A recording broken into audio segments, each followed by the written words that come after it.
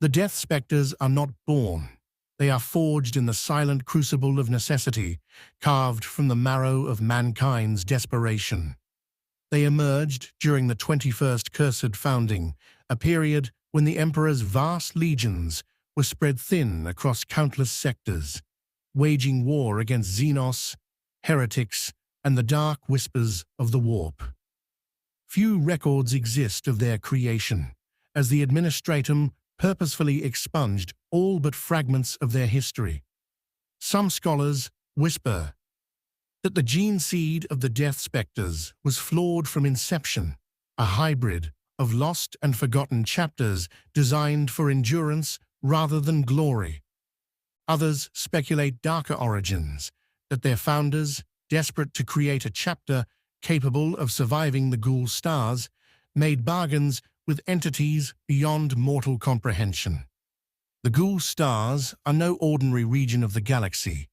They are a labyrinth of rogue planets, dead suns, and void storms. Stars flicker weakly, casting pale light across planets that float like tombstones in space. Psychic echoes of civilizations long dead drift endlessly, their thoughts and fears lingering as haunting memories. Rogue psychers, predatory xenos, and warp-spawned monstrosities thrive in this void where even the Imperium fears to tread. The Death Specters were designed for this.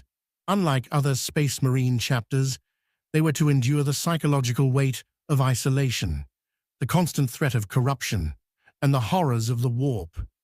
Their purpose was singular: to act as the Emperor's silent judgment, to extinguish threats that no other force could confront, and to vanish before the galaxy could acknowledge their deeds. Their first campaigns were as brutal as they were unrecorded. The earliest surviving records describe fleets of pale-armored warriors striking from the void like wraiths. Entire Xenos enclaves were eradicated with precision, and yet the survivors of their strikes rarely lived to recount the details. Those who did spoke of warriors who appeared from nowhere, fought like ghosts, and disappeared without a trace.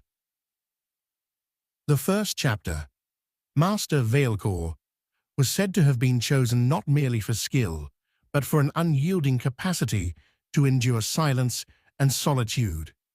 He trained his men in secret, on a forsaken world, with a sun that never rose. Initiates learned to move as shadows, to strike with inevitability, and to accept that life was secondary to duty. By the time the chapter deployed to the Ghoul stars, they were already legends among the whispered corridors of the Administratum. The Ghoul stars are not merely dangerous, they are a crucible of the psyche. Navigating them requires more than skill. It demands endurance beyond human comprehension. Warp storms rage unpredictably, severing communication with the Imperium for months at a time. Rogue planets drift with silent menace, and entire star systems vanish without trace, leaving nothing but drifting debris fields. The Death Specters' first engagement with a major threat came aboard the derelict vessel Nocturne's Wake, a forgotten craft of the Eldar that had become a nest for warp-spawned monstrosities.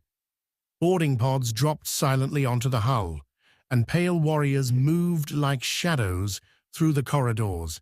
Bolters barked once, decisively, leaving twisted forms of Xenos in their wake. Psychic predators, sensing the Emperor's presence within the Death Specters, screamed and convulsed before being purged.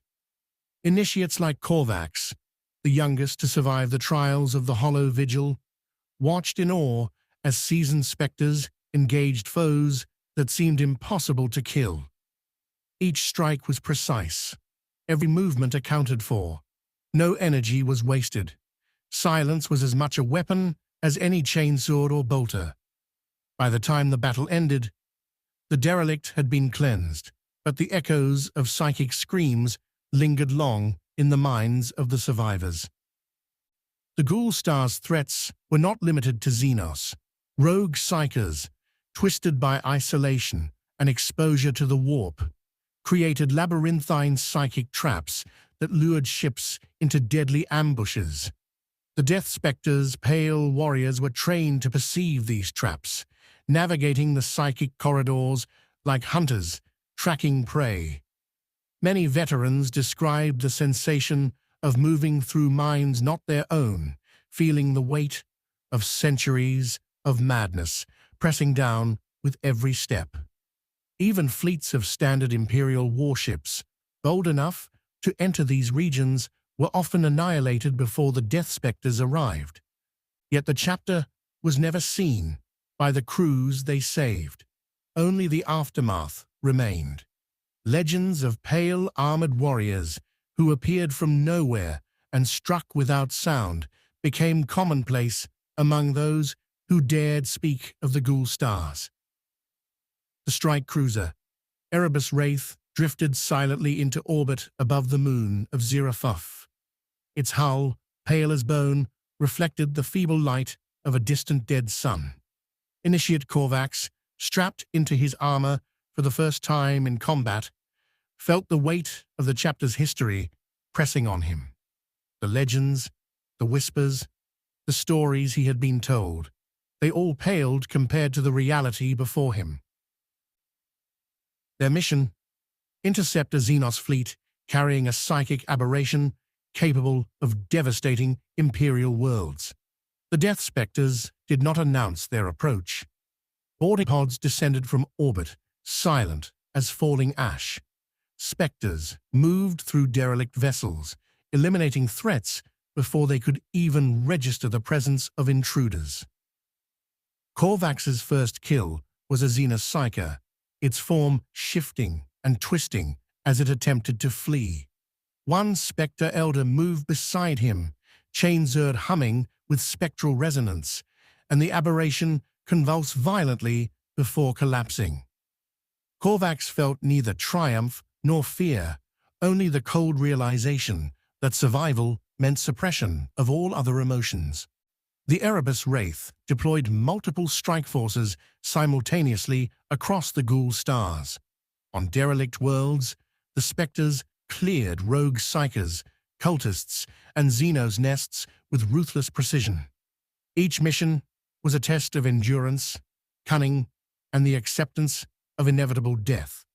Those who failed were left behind, or worse, consumed by the warp echoes that haunted the Ghoul stars. By the end of the first campaign, Korvax had witnessed horrors no human mind should endure. Psychic maws that devoured entire platoons, ghost fleets that attacked without reason, and Xenos abominations whose forms defied comprehension. Yet, through it all, the Death Specters endured, moving like shadows across the void, leaving nothing but silence behind. The Ghoul stars are a theater of ceaseless war, a place where stars burn weak and darkness festers between them, like a living thing. Within this void, the Death Specters act as both judge and executioner. Each patrol is a delicate dance with madness, for the region itself seems alive with psychic echoes. The strike cruiser, Erebus Wraith, moved silently through a field of shattered worlds. Its sensors picked up faint energy signatures, ships adrift, worlds decaying, psychic aberrations that warped reality around them. Captain Valcor ordered the boarding pods prepared. The Spectres would strike in silence, as they always did, leaving only wreckage and silence behind. Their first target was the world of Shadar 9, a mining planet swallowed by a cult devoted to a warp entity known as the Void Maw. The planet's surface was a labyrinth of tunnels and caverns, the air thick with toxic spores. Spectres dropped in from orbital skimmers, moving like shadows across the cavernous mines. The cultists were organized and brutal, but they were no match for the spectral warriors. Bolters fired once, executing precision strikes, chainswords carved silently through corrupted flesh. Initiates like Korvax moved with a focus honed by months of training and ritual. In the deepest chambers, a psychic node pulsed with malignant energy, the heart of the Void Maor's influence. It took the combined efforts of Valcor, his lieutenants, and the strike squads to purge it. By the end, the node was neutralized, but the psychic screams lingered, searing themselves into the minds of even the most seasoned specters. Korvax would remember those screams for the rest of his life, a reminder that even a chapter bred for the Ghoul stars could never fully escape the shadows.